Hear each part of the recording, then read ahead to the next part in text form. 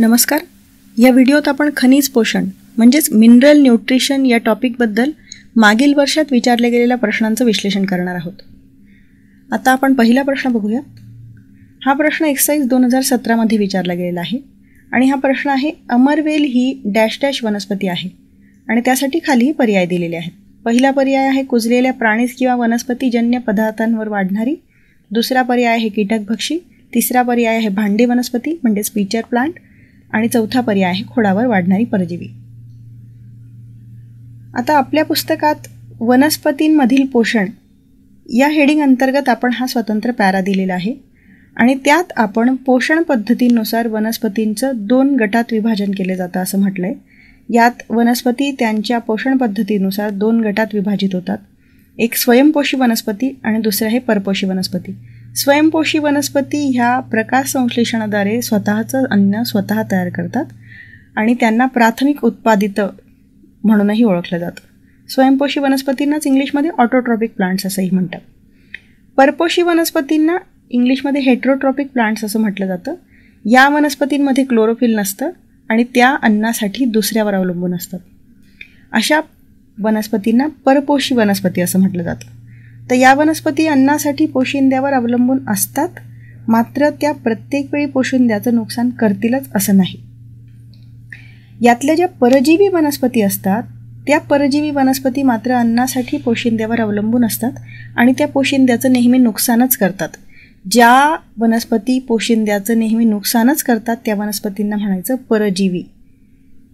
आणि अशा परजीवींमध्ये पुन्हा पूर्ण परजीवी म्हणजे परफेक्ट पॅरासाइट, अपूर्ण परजीवी म्हणजे इम्परफेक्ट पॅरासाइट यांचा समावेश होतो.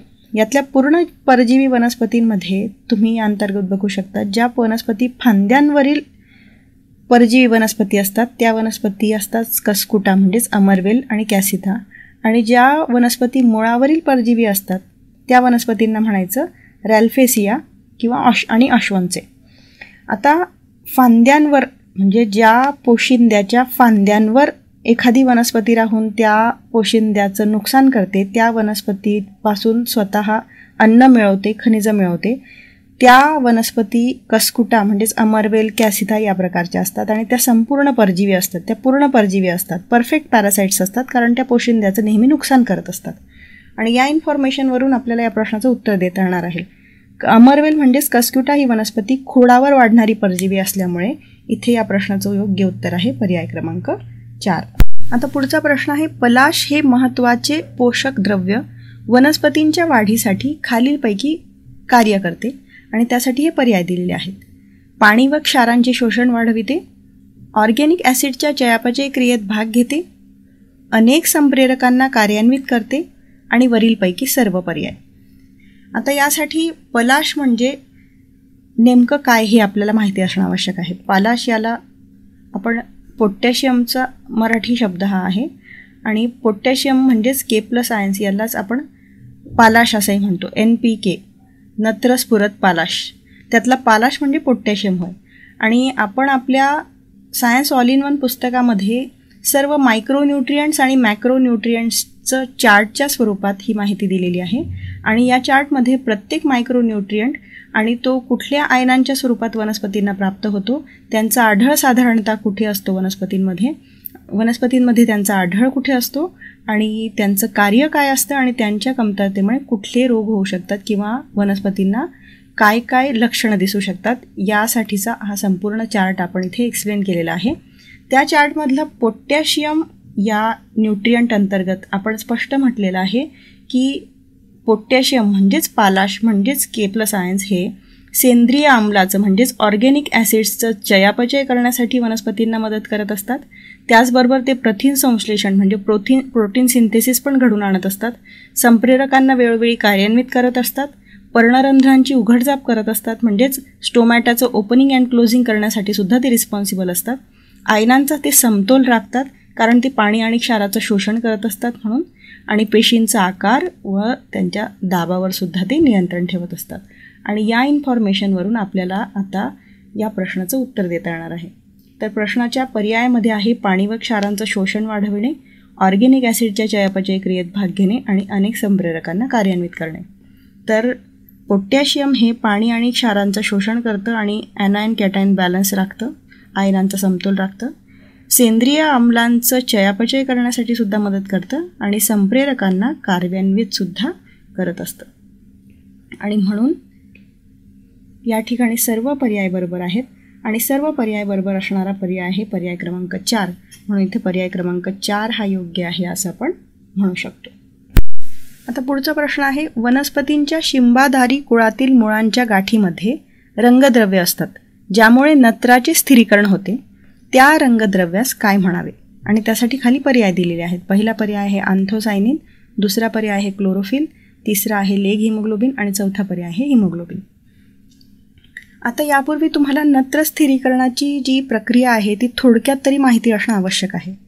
आता नत्र स्थिरीकरणासाठी वनस्पतींच्या मुळांमधून काही विशिष्ट विकर वेळोवेळी बाहेर पडत असतात. म्हणजे जी शिंबाधारी कुळातील वनस्पती असतात, शिंबाधारी म्हणजे शेंगवर्गीय, उदाहरणार्थ भुईमुगाच्या शेंगा वगैरे ज्या वनस्पतींना शेंगा लागतात त्या सर्व शेंगवर्गीय वनस्पतींना शिंबाधारी वनस्पतीसुद्धा म्हटलं जातं.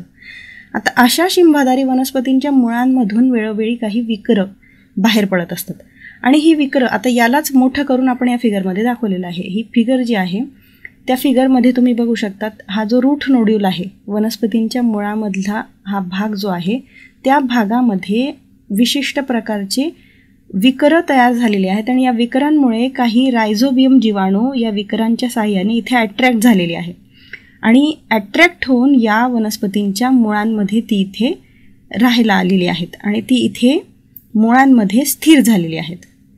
आणि अशा ठिकाणी हे रायझोबियम जीवाणू आता राहायला लागलेले आहेत या शिंबाधारी मुळांच्या वनस्पतींच्या मुळांमध्ये. आता हे रायझोबियम जीवाणू इथे राहून काय करतात, तर हे जीवाणू त्यांच्यात असणाऱ्या जनुकांच्या सहाय्याने, निफ आणि फिक्स जनुक असतो त्यांच्यामध्ये, या जनुकांच्या सहाय्याने ते नायट्रोजनेज विकर तयार करतात. आता हे नायट्रोजनेज विकर म्हणजे काय, तर हे नायट्रोजनेज विकर म्हणजे नायट्रोजनचं स्थिरीकरण करणारं विकर. म्हणजे हे विकर जिथे असतं तिथे नत्राचं स्थिरीकरण होतं आणि हे नायट्रोजनेज विकर कोण बनवतात, तर रायझोबियम जीवाणू. आणि हे रायझोबियम जीवाणू कुठे असतात, तर ते मातीत असतात, पण नंतर ते या शिंबाधारी वनस्पतींच्या मुळांमधून विशिष्ट विकर सक्रिय झाल्यामुळे ते इथे अट्रॅक्ट होतात.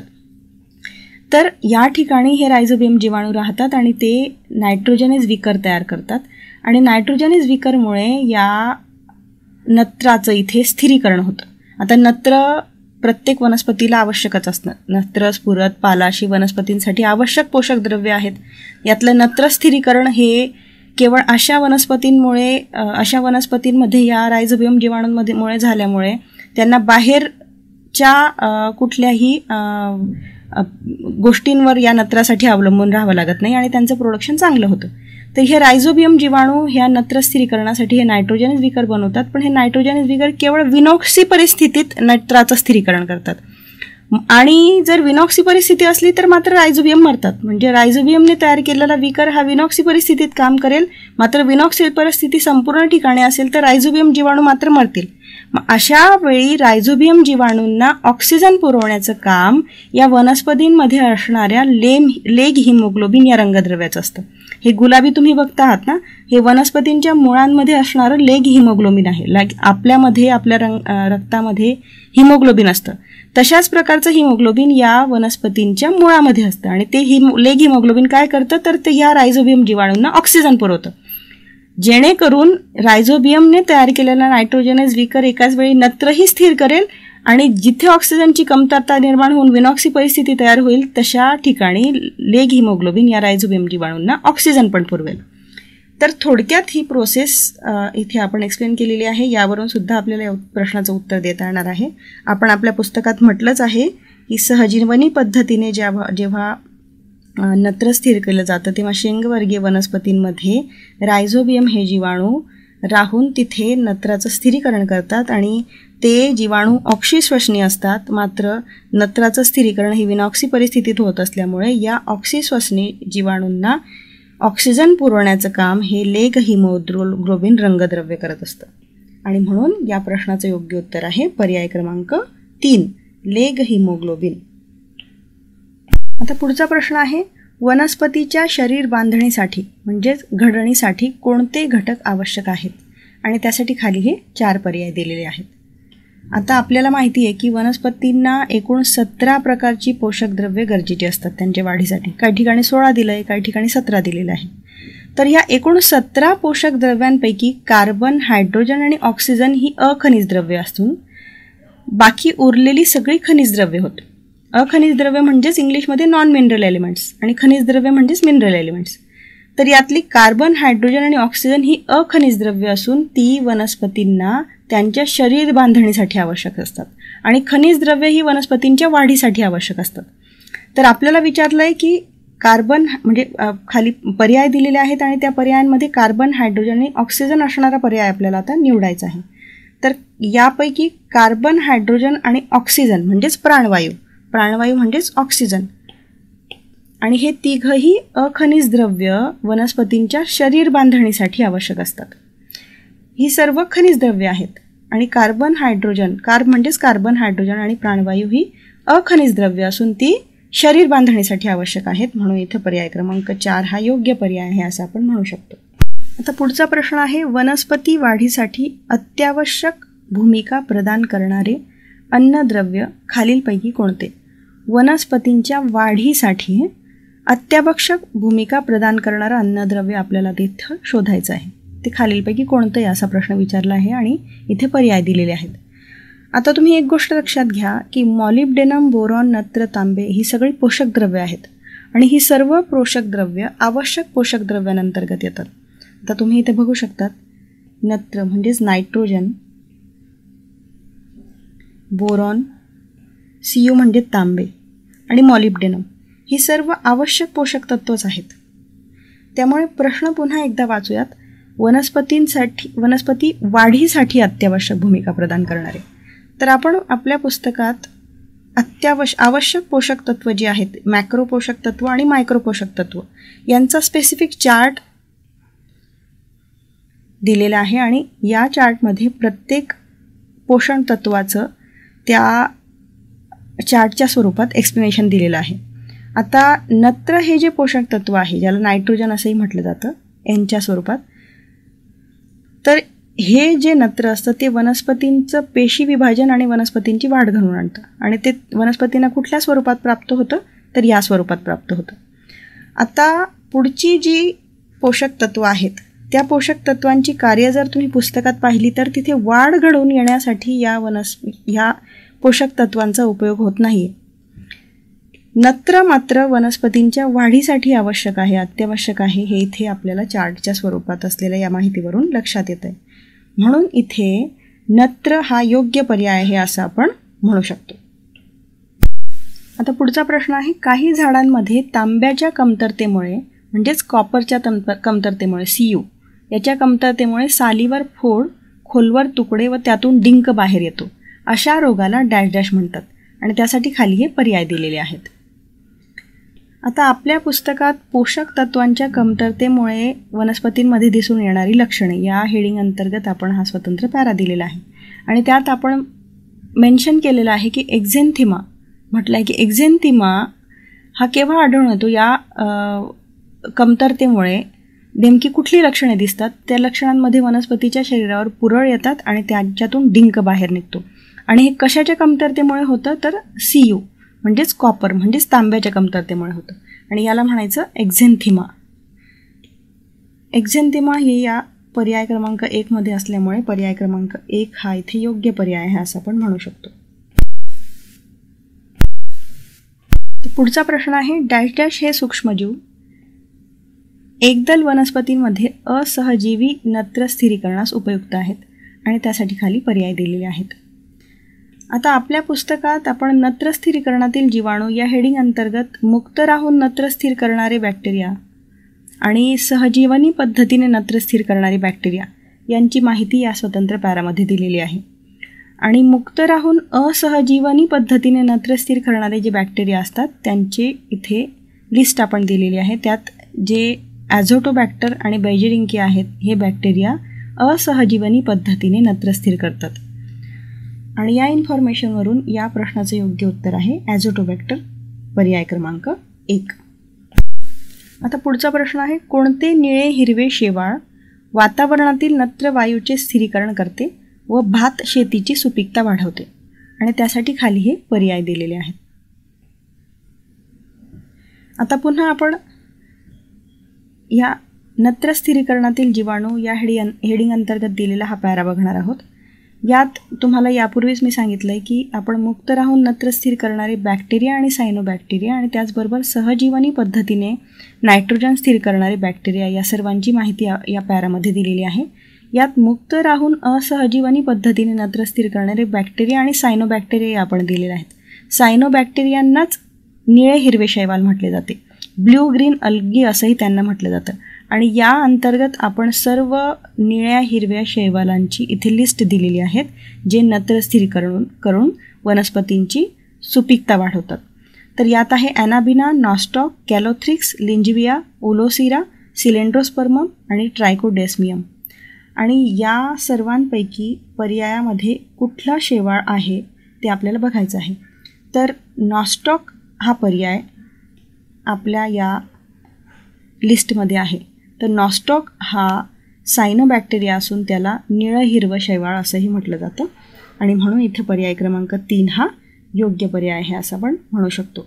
आणि पुढेच आपण दिलेलं आहे की या सर्व प्रकारचे सायनोबॅक्टेरिया साधारणतः हवेतील नत्र स्थिर करतात मुक्त परिस्थितीमध्ये मुक्त राहून आणि साधारणतः भात शेतीची सुपीकता वाढवण्यासाठी त्यांची मदत होते. आणि म्हणून इथे पर्याय क्रमांक 3 हा योग्य पर्याय आहे असं आपण म्हणू शकतो. आता आपण पुढच्या प्रश्नाकडे वळूयात. हा प्रश्न आहे डॅश डॅश आणि डॅश डॅश यांना हवेतील नत्र स्थिरीकरणाची शक्ती आहे आणि त्यामुळे त्यांचा दलदलीत भात शेतीमध्ये जमिनीची सुपीकता वाढवण्यासाठी उपयोग करतात. आणि खाली हे पर्याय दिलेले आहेत. आता हा सेम प्रश्न इथे रिपीट झालेला आहे, याचा फक्त फॉर्म वेगळा आहे.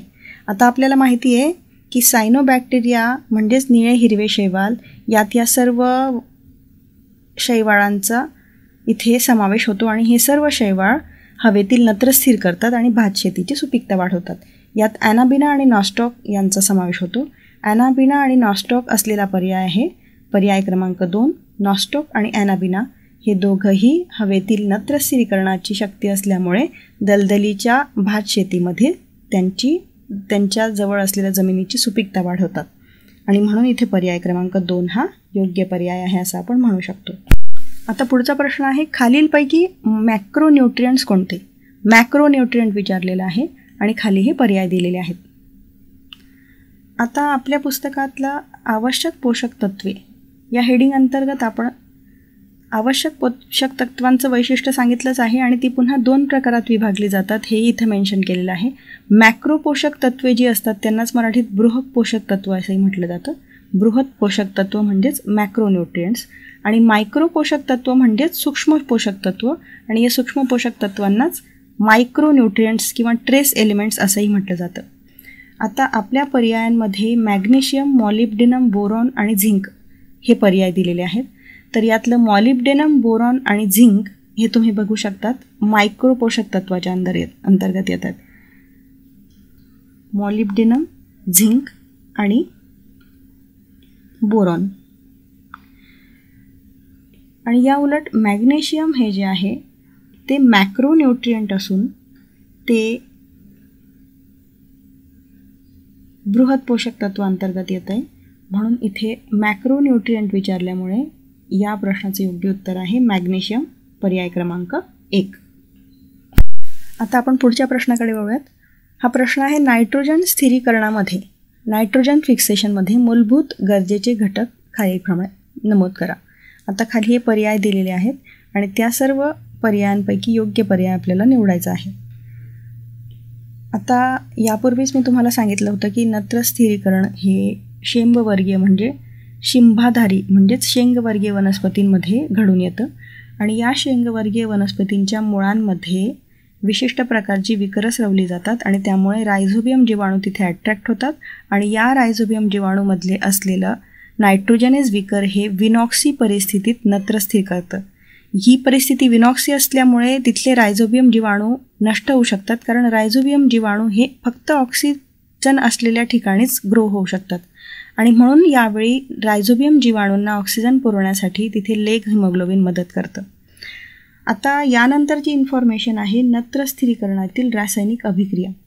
या अभिक्रियेमध्ये नायट्रोजन 8 इलेक्ट्रॉन जे फेरिडॉक्सिन प्रथिनामार्फत वाहून नेले जातात, 8 हायड्रोजन आयन आणि 16 ATP या संपूर्ण प्रक्रियेचा समावेश असतो. आणि या संपूर्ण प्रक्रियेमध्ये नायट्रोजन, फेरिडॉक्सिन प्रथिन, इलेक्ट्रॉन्स, हायड्रोजन आणि ATP एकूण वापरले जातात आणि त्यानंतर हे नत्र स्थिर केलं जातं. आता हे नत्र स्थिर करण्यासाठी नेहमी विनॉक्सी परिस्थितीच असावी लागते. ज्यावेळी ऑक्सिजन तिथे तयार होतो त्यावेळी नत्र स्थिरीकरणाचं काम थांबतं. आणि विनॉक्सी परिस्थितीत नत्र स्थिर करत असल्यामुळे रायझोबियम जीवाणूंना ऑक्सिजन पुरवण्यासाठी लेग हिमोग्लोबिन वनस्पतींमध्ये असतं.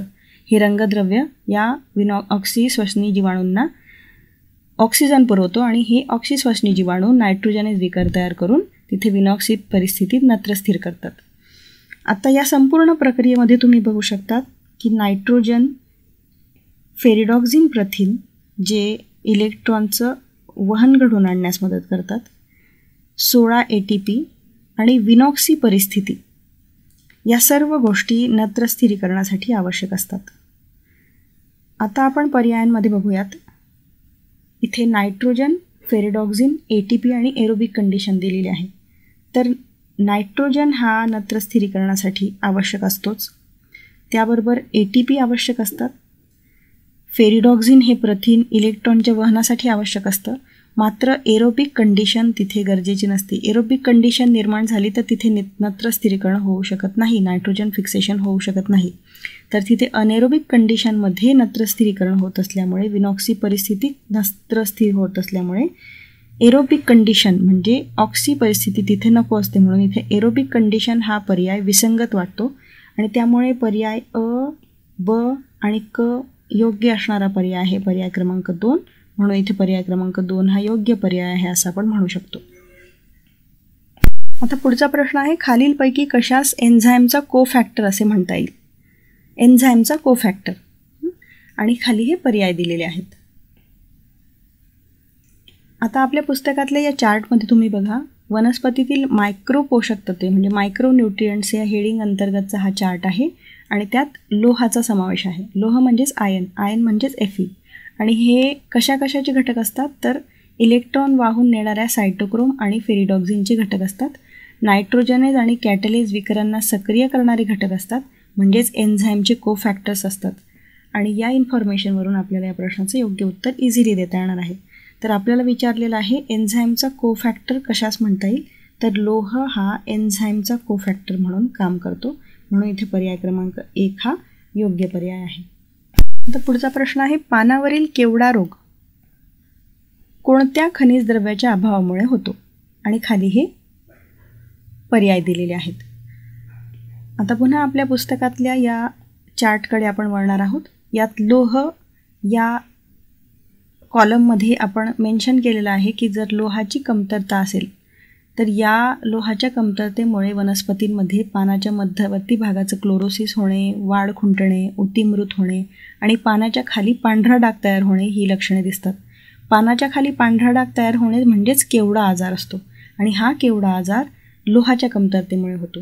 म्हणून इथे पर्याय क्रमांक 4 हा योग्य पर्याय आहे असं आपण म्हणू शकतो. आता पुढचा प्रश्न आहे, वनस्पतींच्या योग्य वाढीसाठी एकूण किती अन्नद्रव्यांची अत्यंत आवश्यकता असते? आणि त्यासाठी खाली हे पर्याय दिलेले आहेत. आता आपल्या पुस्तकात खनिज पोषण म्हणजेच मिनरल न्यूट्रिशन या चॅप्टर अंतर्गत आपण हा सुरुवातीला सर्वात महत्त्वाचा पॅरा दिलेला आहे आणि त्यात आपण मेन्शन केलेलं आहे की वनस्पतींना एकूण 17 प्रकारची पोषक द्रव्ये गरजेची असतात. हे अत्यंत महत्त्वाचं स्टेटमेंट आहे. आता काही पुस्तकांमध्ये तुम्हाला 16 प्रकारची पोषक द्रव्ये असतात असंही बघायला मिळेल. आपण इथे एकूण 17 प्रकारची पोषक द्रव्ये असतात असं म्हटलेलं आहे कारण आपण NCERTचा संदर्भ घेतलेला आहे, स्टँडर्ड रेफरन्स घेतलेला आहे.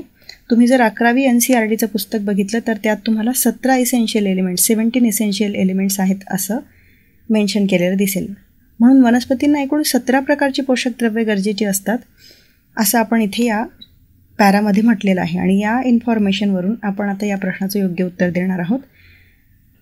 इथे या पर्यायांमध्ये मोस्ट ॲप्रोप्रिएट पर्याय आहे पर्याय क्रमांक 1. म्हणून इथे पर्याय क्रमांक 1 हा योग्य पर्याय आहे असं आपण म्हणू शकतो. आता पुढचा प्रश्न आहे, ड्रॉसेरा वनस्पती ही वनस्पतीच्या कुठल्या वर्गामध्ये आहे आणि खाली हे पर्याय दिलेले आहेत. आता आपण पुन्हा या वनस्पतींमधील पोषण या हेडिंग अंतर्गतचा हा पॅरा बघणार आहोत. यात परपोषी वनस्पतींअंतर्गत परजीवी, मृतोपजीवी, मांसभक्षी म्हणजे कीटकभक्षीच आणि सहपोषी वनस्पतींची काही महत्त्वाची वैशिष्ट्ये दिलेली आहेत आणि त्यांचे एक्झाम्पल्स दिलेले आहेत. आता ड्रॉसेरा या वनस्पतीचा समावेश कीटकभक्षी म्हणजेच मांसभक्षी म्हणजेच इन्सेक्टिव्होरस प्लांट्सच्या अंतर्गत होतो. आता या वनस्पती कीटक खाऊन स्वतःचा उदरनिर्वाह करतात आणि या इन्फॉर्मेशनवरून या प्रश्नाचं उत्तर आपल्याला देता येणार आहे. आता इथे एक गोष्ट लक्षात घ्या, इथे परजीवी वनस्पती आणि कीटकभक्षी वनस्पती या दोघंही पर्याय दिलेले आहेत. आता ड्रॉसेरा ही स्वयंपोषित वनस्पती नाही हे आपल्याला माहिती आहे, ती परजीवी वनस्पती आहे हेही आपल्याला माहिती आहे, पण ती कीटकभक्षी वनस्पती आहे हे मोस्ट ॲप्रोप्रिएट आन्सर आहे. म्हणून इथे मोस्ट ॲप्रोप्रिएट आन्सर आहे पर्याय नंबर 3. म्हणून इथे पर्याय क्रमांक 3 हा योग्य पर्याय आहे. आता पुढचा प्रश्न आहे, डॅश डॅश या जीवाणूंचा जैविक खत म्हणून वापर करतात आणि खाली पर्याय दिलेले आहेत. आता आपल्याला माहिती आहे की नत्रस्थिरीकरण हे वेगवेगळे जीवाणू करत असतात. काही असहजीवानी बॅक्टेरिया आणि सायनोबॅक्टेरिया नत्रस्थिरीकरणाचं काम करतात आणि काही सहजीवानी पद्धतीने नत्रस्थिर करणारे बॅक्टेरिया असतात. सहजीवानी पद्धतीने नत्रस्थिर करणारे बॅक्टेरिया म्हणजे काय, ते वनस्पतींमध्ये राहतात, त्या वनस्पतींच्या मुळामध्ये ते शेल्टर ॲक्च्युली त्यांना मिळतं आणि त्या बदल्यात ते वनस्पतींना नत्रस्थिर करून देतात. आणि अशा प्रकारे सिम्बायोटिक असोसिएशनने हे रायझोबियम जीवाणू